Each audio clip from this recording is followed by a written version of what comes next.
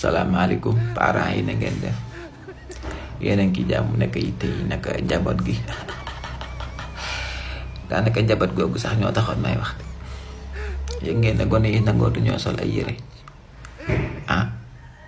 gone yi de nangootu ñoo sol ay yére ci mbedd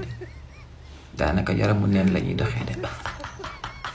walla asim lii ma romb ci arrêt bi sànq gone yi ma gis ci mbedd mi ak li ñuy sol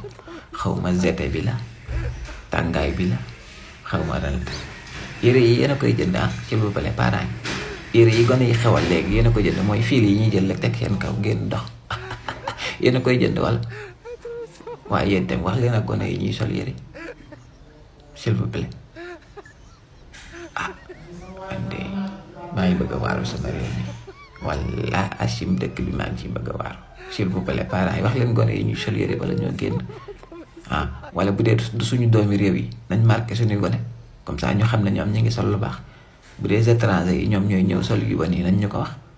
parce que ñun moom baaxuwuñ woon lii ma gis gone yi di ko sole suñu réew baaxuwuñ woon lii